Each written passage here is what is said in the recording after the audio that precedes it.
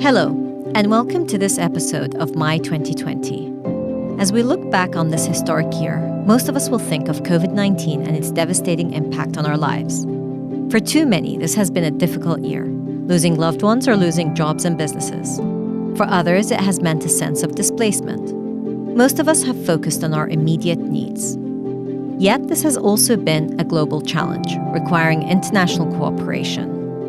And the United Nations has been at the center of coordinating global efforts. While the UN marked 75 years since its formation, the international organization and its agencies have had to contend with an unprecedented challenge in facing this pandemic.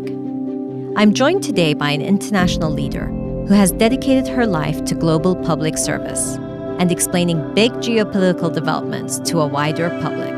The United Nations Undersecretary General for Global Communications, Melissa Fleming, has been instrumental in formulating messages for the UN, but also combating fake news and misinformation.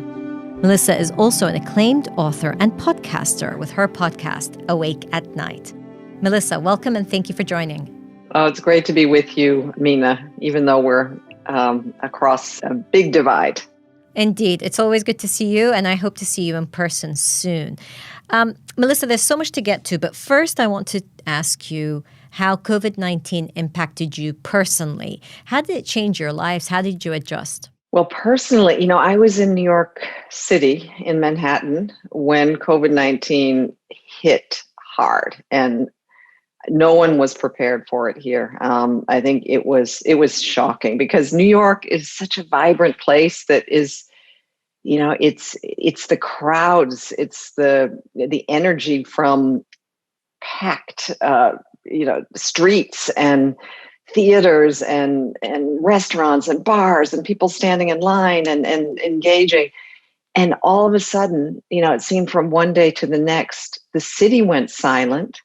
The people went indoors, and the only sound that we were hearing were sirens, ambulance sirens. I live next to Mount Sinai Hospital, and I observed from my balcony how they started closing off the street. The ambulances kept coming and coming and coming.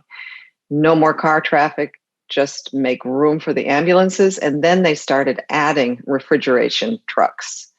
This was frightening. I don't think I caught the virus. I don't, but so many people did, and it just ground this city to a halt and shocked people to an extent that they just weren't prepared. I mean, this is a city that lived through 9/11, and yet there's just nothing that prepares you for this. The scenes you describe feels something that we'd expect in countries that go through conflict or going through major disaster. And of course, during your time at UNHCR, you witnessed a lot of that fallout. You saw what it was like to have these places devastated. But suddenly it felt like cities all over the world were going through the aftermath of a war without there actually being a war. Yeah, it was like a silent war that was coming in and just wreaking havoc everywhere. And, it was for the first time, we were dealing with a global crisis. And for the first time, really, since World War II, since the founding of the United Nations, a crisis that was really affecting everyone everywhere. At first, it was a global public health crisis. It's almost immediately, though, turned into also a global economic crisis and a crisis that was affecting, in particular, the most vulnerable people on our planet. I mean, there were lots of people who started out calling it the great equalizer, like there's nothing that can protect us if we're rich or poor. It doesn't just make these kind of distinctions, but it really quickly revealed itself to be a virus that does go after the most vulnerable. It goes after the people who can't sit at home and comfortably do Zoom conferences for their meetings, but have to go out and serve the public in their frontline jobs, whether it's healthcare workers or people working in grocery stores. It really exposed the numbers of people who are living day to day, hand to mouth. And as soon as they would lose their job, they lost their ability to feed themselves and their families. And so it became very quickly a hunger crisis as well. A hunger crisis even here in the United States. I mean, a couple of weeks ago, I went and volunteered at a food bank in Harlem, and people were lined up for hours. People who said that they had never thought that they would, go and ask for food somewhere. They had lost their jobs due to the pandemic, and they didn't have enough money to buy the food to feed their families. And it was shocking to them, and it was shocking for me to see. And it's a phenomenon that, of course, is even worse in places where people can't access food. I want to take a step back and just about your personal experience and working from home, but also having to manage a team. So as you said, a lot of people started worrying about their own livelihoods. Could they lose their job? What would their lives be like? So how did you manage that, looking after your team, not only in New York, but around the world? Yeah, I do have a communications team that is, most colleagues are based in New York, but we have communications offices all over the world, and it was affecting everyone.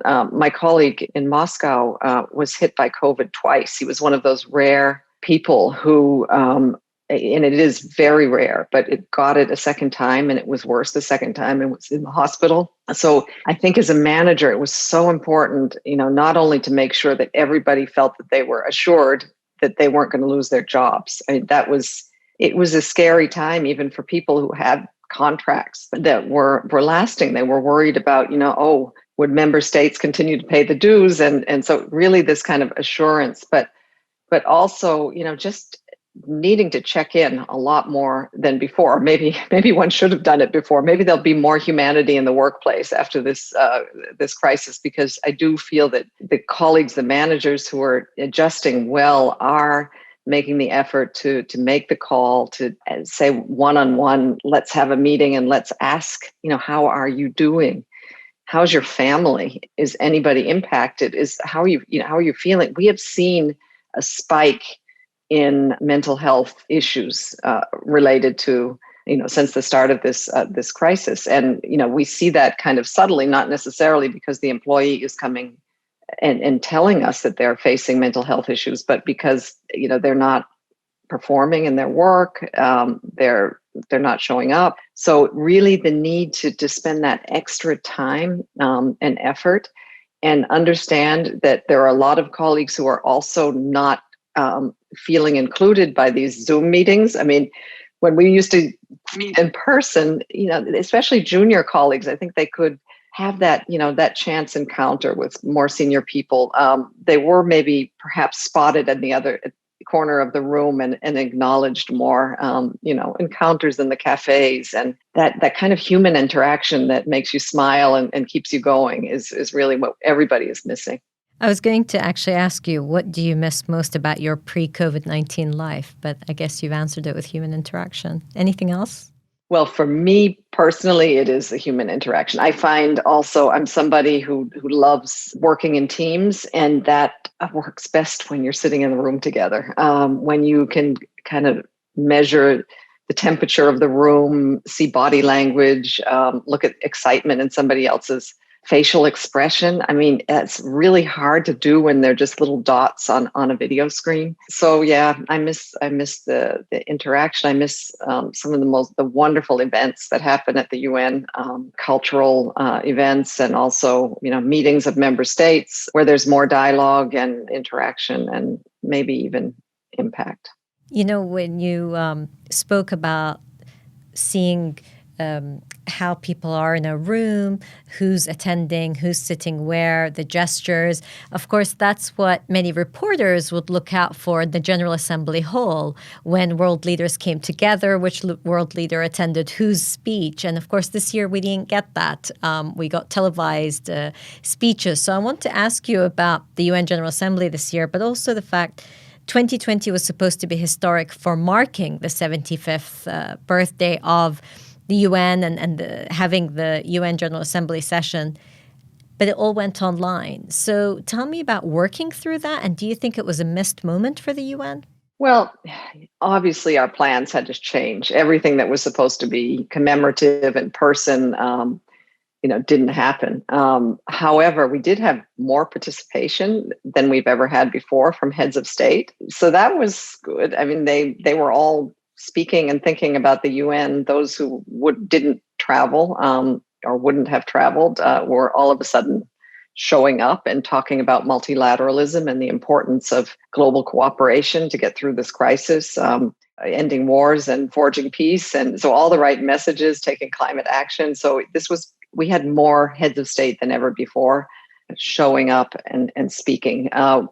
Of course, what we didn't have were the thousands of journalists who used to accompany them to the UN and report on, not just that speech, but all of the side events and the encounters in the hallways and the bilateral meetings and the gossip, the celebrities who were trying to influence their cause, with world leaders. There are all kinds of things happening in the sidelines of the GA that give it that richness and color that just didn't come through this year. However, I do think that we were able to meaningfully commemorate the 75-year history of the UN.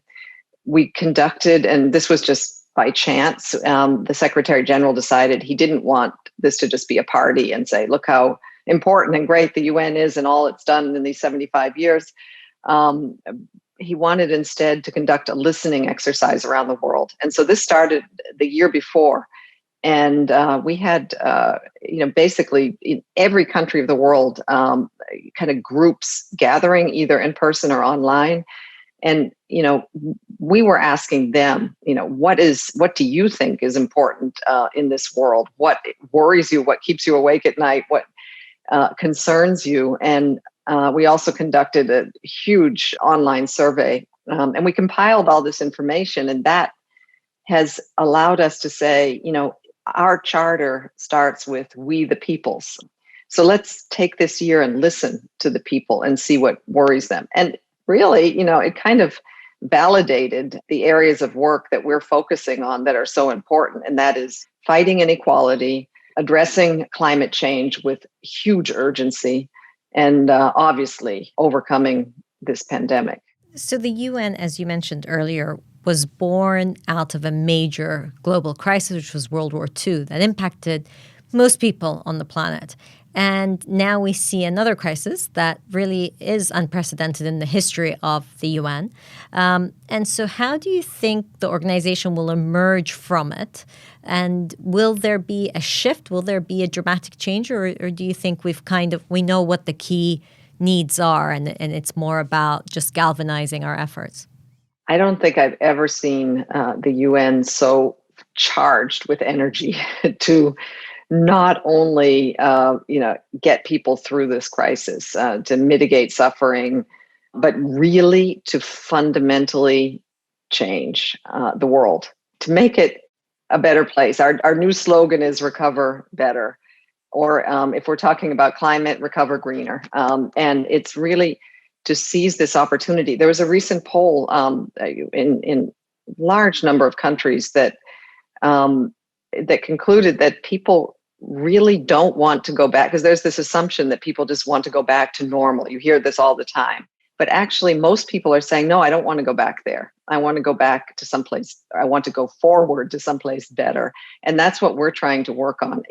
Of course, our humanitarian organizations are out there, trying to protect people, to provide the public health needs that are so enormous during this pandemic, but also to try to make sure people don't go hungry. I mean, the World Food Program was awarded the Nobel Peace Prize this year for a reason, recognition of all their work in stopping hunger, but also the linkage of, hunger to so many things, conflict and development and stability for our future. So I think what I'm saying here is that we all kind of feel galvanized because we think that we have an opportunity to kind of pull out the Sustainable Development Goals again and say, look at this blueprint. I mean, this is what we were working on. It has taken on new importance, new meaning, new urgency.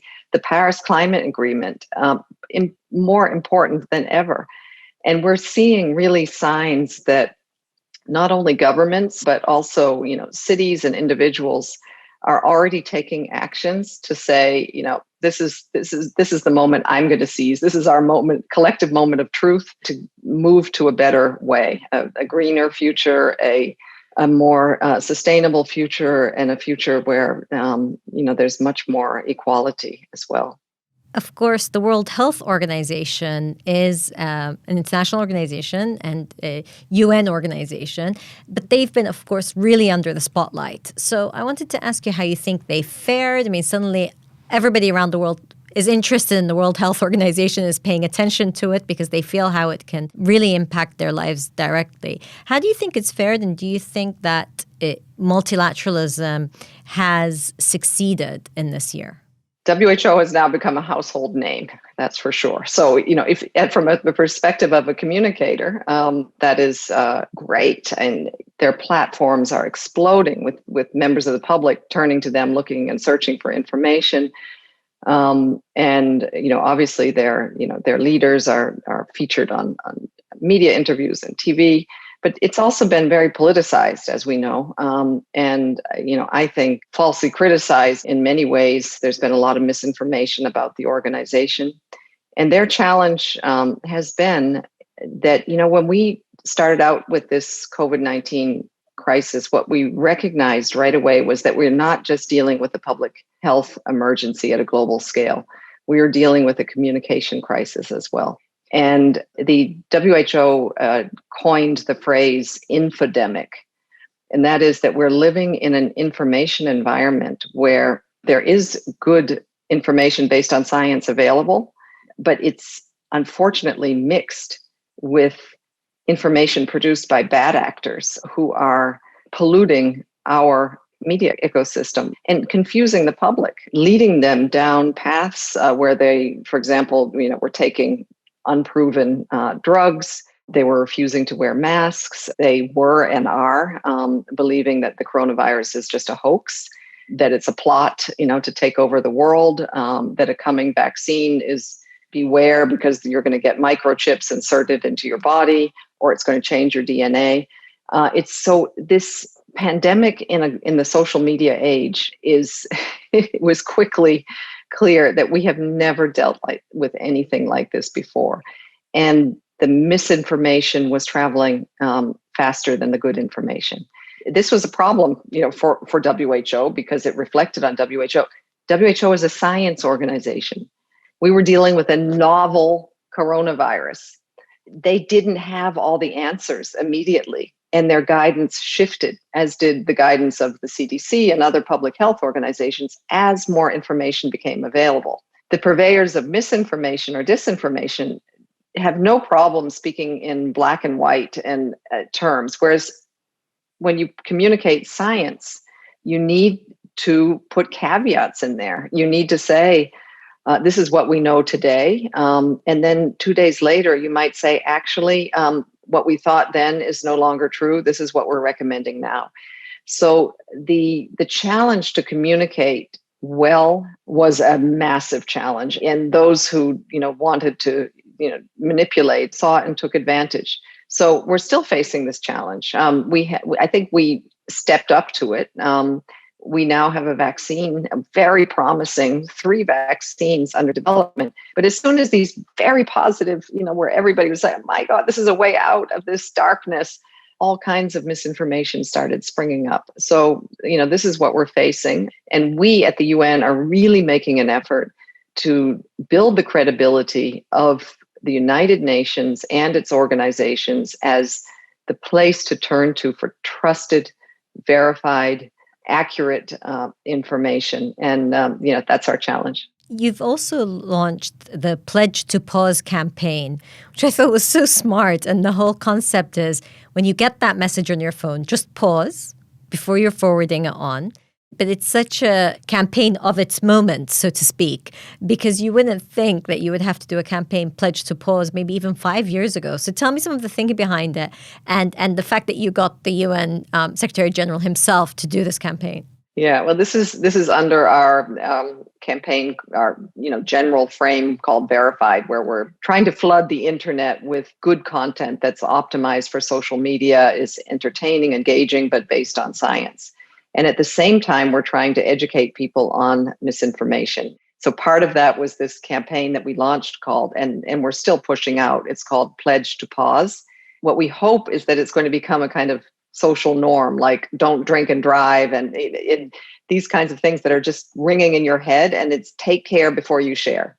Take care before you, if you see something on your WhatsApp or on Twitter, and it looks too good to be true, or it kind of makes your heart start to palpitate, or the idea is just take even just 30 seconds and ask yourself the question, what is the source? What was the date of this? Maybe delve a little deeper. Is that picture for real? Ask these questions. So we've been pushing this out with a number of media partners all over the world, but we've also recruited 160,000 information volunteers around the world.